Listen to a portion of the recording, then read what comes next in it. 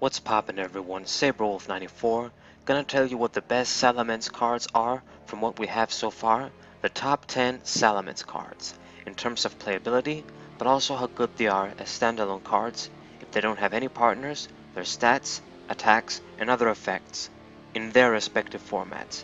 So keep that in mind, otherwise the newest stuff will be the best stat-wise, even though it could not have been playable at all when it got released.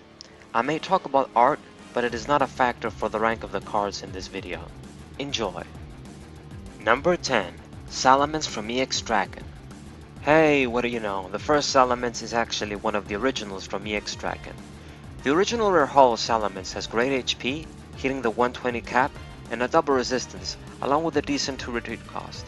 This Pokemon was solid stat-wise. Dragon Wind is a war point for your opponent, and it could be handy. 4 for 60 wasn't anything special, but it was kind of standard for average Pokemon, which this one is. There are even worse Salamence cards out there. Number 9. Salamence from Secret Wonders. This is actually the first Salamence card printed in the DP era, and it's a solid card.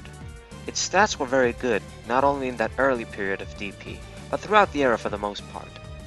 Direct hit does solid damage for 2, and even quicker if you use DCE when it got released, and not being affected by any effects is useful.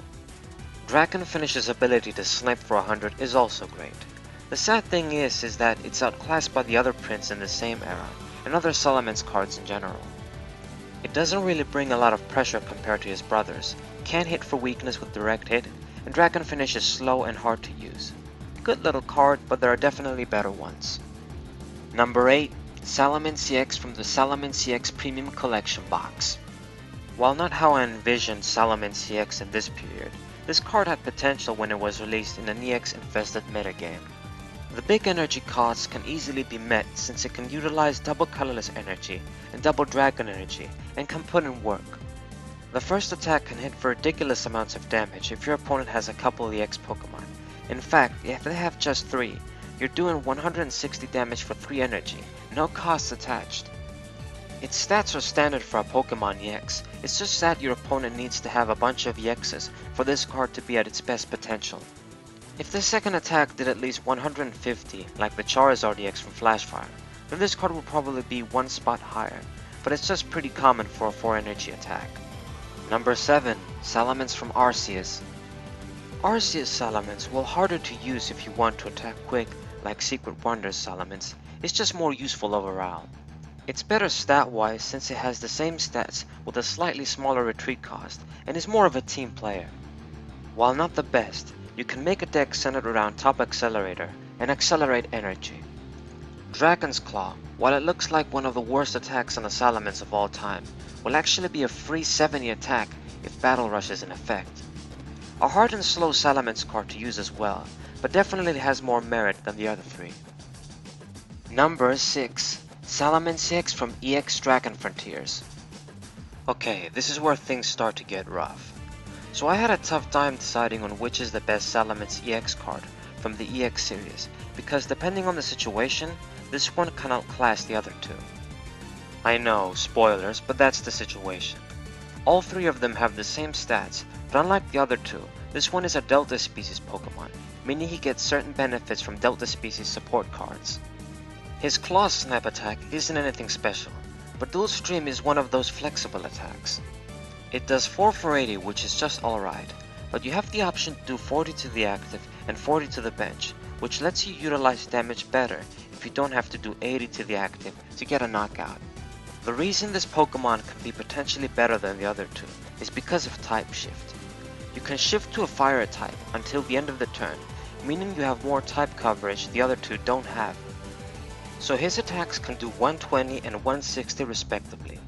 With this, he has the ability to get one-hit knockouts on around 30 to 40 EXs he would not be able to get a one-shot knockout otherwise, without the costs the other 2 have to deal with. Very good card with lovely art as well, but in general I think the other 2 are stronger most of the time, but he's definitely the easiest and safest to use. Number 5. Salamence EX from EX Deoxys and Salamence EX from EX Power Keepers. So I didn't want to be the guy that put all 3 EXs on the same spot, so I had to decide that Dragon Frontier's Salamence is less useful per factor than the other two, but there's no way I can do it with these two, so it's a tie and fuck it. There are pretty good reasons though. Like I said before, they have the same stats, so on that they're all even. Now, Salamence EX from EX Power Keepers has only one thing going for him, and that's Volcanic Flame. This attack costs 4 energy, forces you to discard the top 5 cards of your deck for 150 damage. If you ask me, you'll be able to use this attack 2 to 3 times per game, maybe even 4. Anything more and you're in grave danger of decking out, but these numbers aren't absolute at all. It's a very risky attack, but 150 damage is extremely powerful. Without even caring about hitting for weakness, this attack will KO almost every Pokemon EX from that era.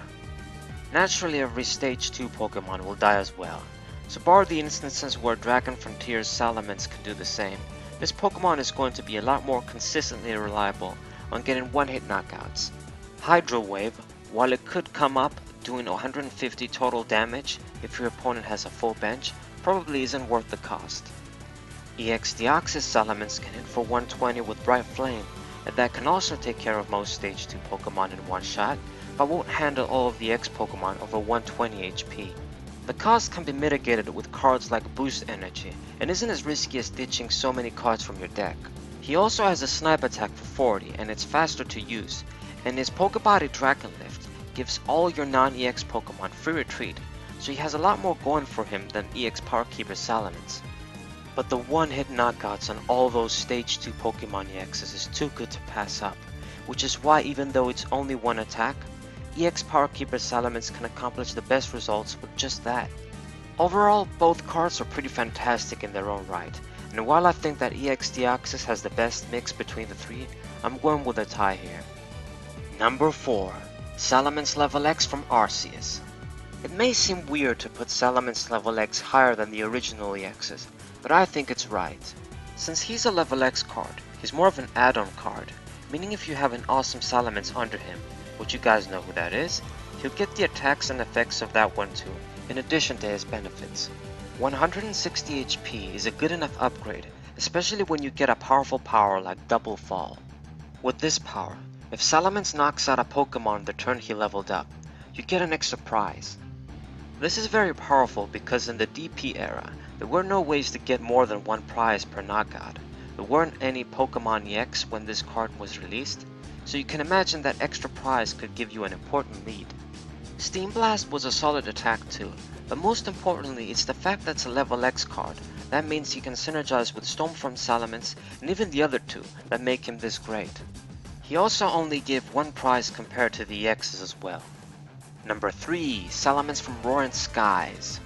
Some of you may be surprised for this card to be so high on this list, and you shouldn't be, but I'll explain why. 160 HP is fantastic HP, especially for the time this was released in Roaring Skies. I can only think of Rhyperior from Primal Clash and the very exceptional Tyranitar Prime from Unleashed that had so much HP for Stage 2 Pokemon. Combine this with 3 great attacks for the corresponding situation and you have a simple but great card. A quick one for 60 damage that always discards stadiums, an attack that can do very big damage depending on your opponent's hand, and a 170 damage attack if you want to go for big instant knockouts.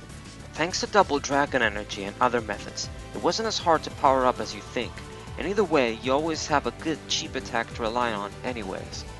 It seriously is the most well-rounded Salamence card that can work on its own.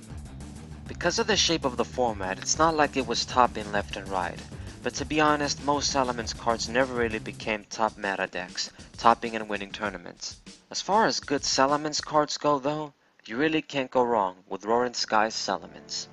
Number 2. Salamence from Stormfront.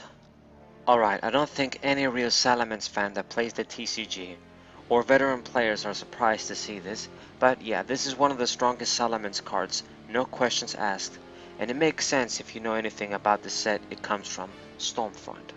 Possibly the strongest set of all time. It makes sense for Salamence from that set to be the best from Diamond and Pearl.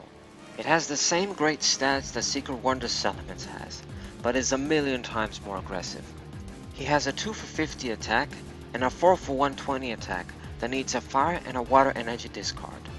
Not bad, this will probably make it the best DP Salamence anyway, but the real Stormform touch comes from its body Battle Rush. If your opponent had a Pokemon with 120 HP or more, you can ignore the colorless energy requirements on all Salamence in play. This was incredibly likely, and during the SP era you could use Snow Point Temple, so this body was usually active.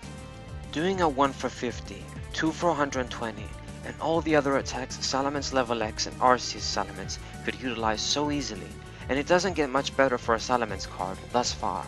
Almost.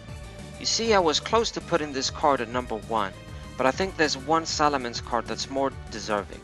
Still, this card can work on its own, even make the Memory Berry strategy stronger, and work with other Salamence partners. In fact, it's integral in almost any Salamence strategy, and it'll be the others that need it. So here I go. Number 1. Salamence from EX Delta species. In my opinion, this is the most deserving as the strongest Salamence card, since it has the best potential for a successful deck in its format, and is one of the strongest Salamence cards on its own too. Its stats are amazing, with 110 HP, a double resistance, and 1 retreat cost. You'd have to be pretty spoiled to ask for something better. Especially considering this is a Delta species Pokemon, getting a lot of the benefits from Delta species only support cards, kind of like SP Pokemon, if you're familiar with those. The attacks don't get much better than this either.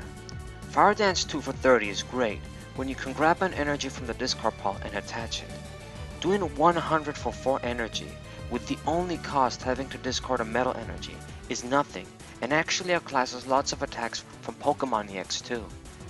This card, combined with Delta species Tyranitar and Deoxys Macargo, can make one of the more competitively viable Salamence decks that, while not on the same level, was compared to Meta Knight, which is one of the strongest Pokemon decks we had, also from the same era.